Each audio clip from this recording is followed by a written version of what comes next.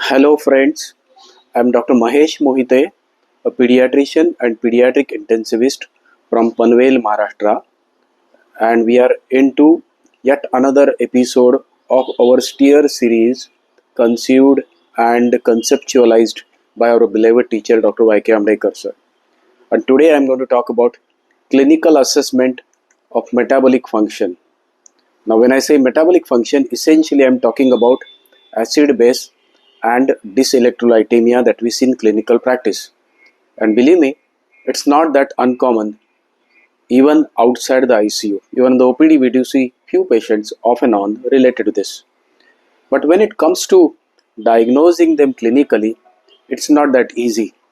To an experienced eye, a single abnormality like say hyponatremia isolated or hypokalemia isolated can be picked up by some physiological understanding and a clinical understanding of the case.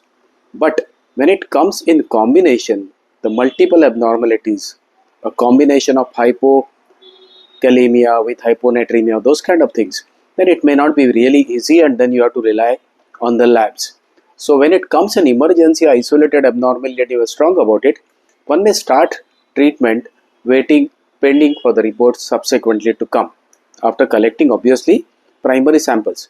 The common abnormality that we see in clinical practice are acidemia, alkalemia, sodium abnormalities, hypo and hypernatremia, potassium abnormalities, hypokalemia, and of course calcium abnormalities, and we do see occasionally magnesium and all, but I'll be focusing about the above four in my present about 10 or 12 minutes presentation.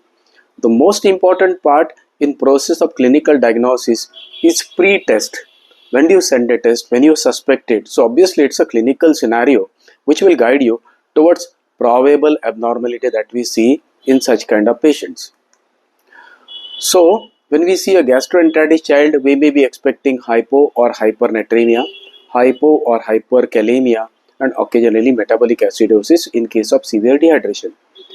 A CNS disease, infection, injury, or either it's infection or injury, can present with a hyponatremia, which may be a manifestation of either SIDH or cerebral salt wasting. You may at times get hypernatremia in a terminal event of central DI, the diabetes insipidus, which may be sort of a pre-terminal condition in a CNS injury. In case of type 1 diabetes, we often see child coming in diabetic ketoacidosis, so acidotic breathing, and he may be associated with pseudohyponatremia or potassium abnormalities like hypokalemia. In a known case of acute renal failure or chronic renal failure, you may be seeing a children with hyperkalemia, acidemia, and occasionally even hypocalcemia. In known renal tubular acidosis, which is tubular defect washing out almost everything from the body, we may be seeing this child coming with acidemia as well as pan-hypoelectrolytemia. In an exclusive milk-fed baby or infant with a vitamin D deficiency can present with hypocalcemic seizure in a clinical practice. The severely malnourished child who gets infected, challenged with these extra demands, may come to you with hypokalemia, hypomagnesemia, or hyponatremia in certain kind of scenario. So I have just enumerated the common one that we see commonly in practice, but there is really a good number. But these are the ones which you can clinically also suspect, because most of the times there are single isolated electrolyte abnormalities in this kind of patient. Most important to note is background clinical scenario and understanding of physiology is most important to come to a certain conclusive diagnosis. So what are the clinical features of these metabolic abnormalities? So in case of hypokalemia, which is one of the commonest one, you may have abdominal distension because of decreased peristalsis. You may have hypotonia. You have muffled heart sounds, again because of poor kind of a pumping capacity of the heart. There could be polyuria unusually. The child may be dehydrated with gastroenteritis and he may be hypokalemic, and this potassium is kind of notorious. Subtle changes also. Potassium is essential for the DCT to function under the effect of various hormones, and there the child may maintain to be passing urine or at times polyuric even if he is hypovolemic and dehydrated. So we get this kind of a scenario: a gastroenteritis dehydrated child passing urine well or regularly in spite of dehydration. Think of hypokalemia. You may obviously potassium can come with cardiac arrhythmias in a terminal event. It's more common in malnourished children. So those kind of pre-tests are essential or kind of suggestive of hypokalemia. The child may come with hyponatremia, and that will give rise to lethargy, drowsiness, occasionally seizures in a otherwise kind of a pre-test condition. So again, a dehydrated child come with lethargy, drowsiness, and when leading to seizure, it could be hyponatremia. Child may come with hypernatremia, which is irritability, intracranial bleed in extreme cases. So child will become irritable.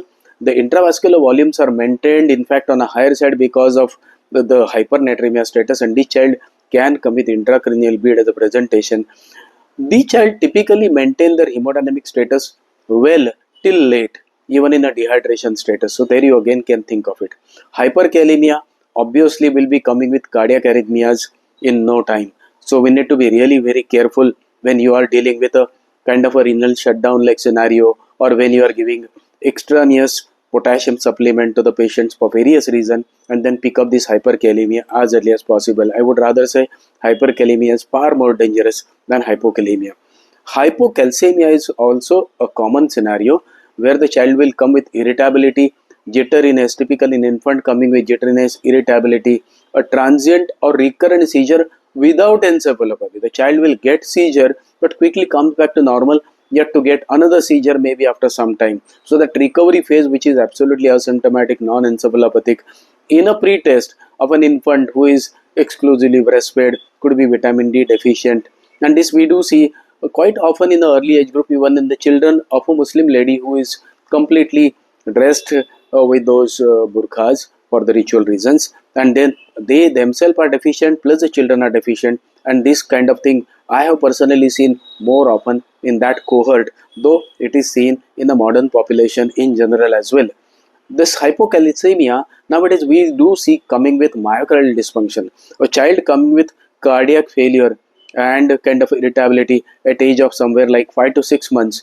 In fact, this is one of the commonest cause, apart from the other being it could be congenital anomaly like Al-Kappa syndrome, or it could be viral myocarditis. But yes, hypocalcemia and hypovitaminosis D is a common presentation of this kind of a myocardial dysfunction. Metabolic acidemia can come with deep acidotic breathing. So deep rapid breathing without much of a exertion. Here you can think of metabolic acidemia. A common scenario that we see is renal tubular acidosis, diabetic ketoacidosis, so forth, so on.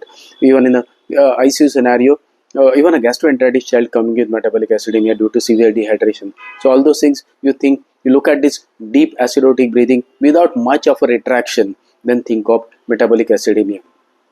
In all above metabolic abnormality, children are usually sick and few are life-threatening. Thus, when clinically suspected, therapeutic trial is justified till lab confirmation is awaited. So obviously, when you are, these are all very critical children. They have the potential to crash, especially hyperkalemia. So if you are suspecting it strongly in a given street test, like I'll tell you a scenario: child has not passed urine for last 8 to 12 years or 12 hours.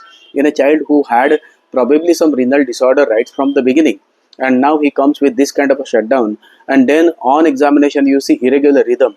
You probably have made a diagnosis of hyperkalemia based on that. Now here you send the parameters to the lab. The report may take 1 hour, 2 hours. You cannot wait with hyperkalemia. ECG, people keep doing it, but the sensitivity of ECG picking up hyperkalemia is only 40% as per the literature. So here, only life-saving measure is to give soda bicarb, calcium, glucose, insulin. At least start doing that, and ask the lab to give the report as early as possible. So that may give you a clue. So here the patient, it's a life-threatening situation. So when you send a sample, don't wait for the reports. You may start treating it, monitoring the child obviously in a ICU. So friends, as far as metabolic abnormalities, to summarize, metabolic abnormalities are common in clinical pediatric practice. The single abnormality can be clinically suspected and diagnosed. Multiple or complex abnormality need lab evaluations. Obviously, there also with a dire emergency, one may think of treating them maybe with intense monitoring, and in emergency situation, empirical treatment is justified pending the lab reports. That's where the take from this. So thank you very much again, and see you again in the next session. Thank you.